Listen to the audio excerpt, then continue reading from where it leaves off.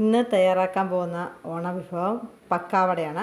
അതിനായി ഈ കപ്പിൽ ഞാൻ ഒരു 3/4 കപ്പ് കടലമാവ് എടുത്തിട്ടുണ്ട്. ഇത് നന്നായി ഒന്ന് ഇളഞ്ഞെടുക്കാൻ പോവുകയാണ്.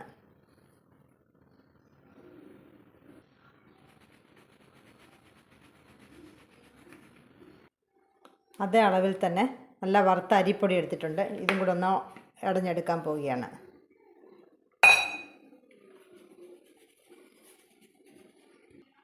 ഇതിലേക്ക് 2 ടീസ്പൂൺ കാശ്മീരി മുളക് പൊടി ഇട്ട് കൊടുക്കുകയാണ്. 1 ടീസ്പൂൺ ഉപ്പുപൊടി ചേർത്ത് കൊടുക്കുകയാണ്.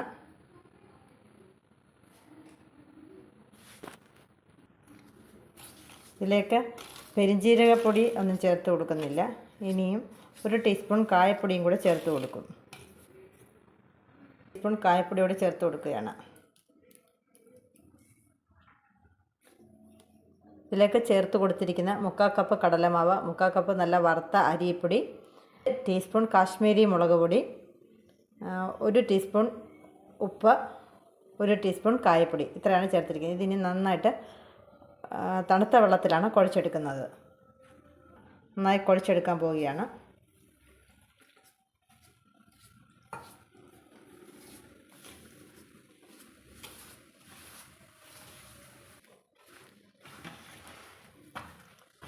നന്നായി ഒന്ന് കുഴച്ചെടുക്കണം.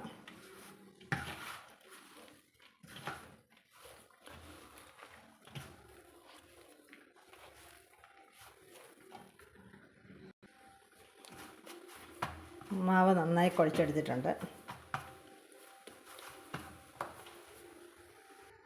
ഇതിലേക്ക് ഞാൻ 1 സ്പൂണ് വെളിച്ചെണ്ണയും കൂടെ ചേർത്ത് കൊടുക്കുകയാണ്. മാവ് നല്ല സോഫ്റ്റായി തന്നെ കുഴച്ചെടുത്തിട്ടുണ്ടായിരുന്നു. അതിലേക്ക് 1 സ്പൂണ് വെളിച്ചെണ്ണയുടെ ഒഴിച്ചു കൊടുത്തിട്ടുണ്ട്.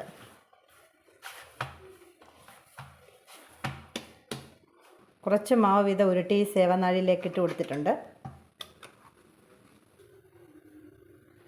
തിളച്ച എണ്ണയിലേക്ക് ഈ മാവ് ഇങ്ങനെ പീച്ചി ഒഴിക്കാൻ പോവുകയാണ്.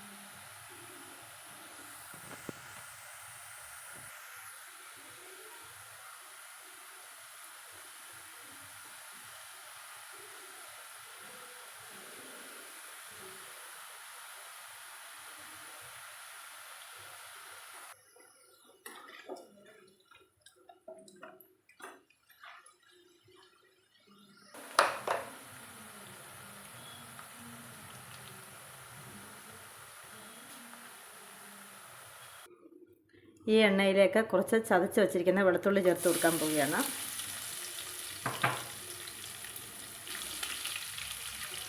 കുറച്ച് കറിവേപ്പിലയൂടെ ചേർത്ത് കൊടുക്കാൻ പോവുകയാണ്.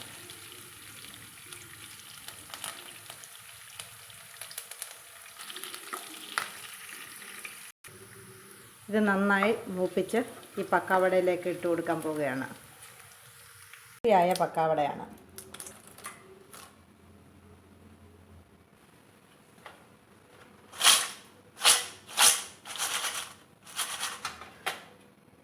ഓണവിഭവമായ പക്കാവട ഇവിടെ റെഡി ആയിട്ടുണ്ട്. എല്ലാവരും ഒന്ന് തയ്യാറാക്കി നോക്കണം. അടുത്ത ദിവസം മറ്റൊരു ഓണവിഭവമായിട്ട് നമുക്ക് കണ്ടുമുട്ടാം.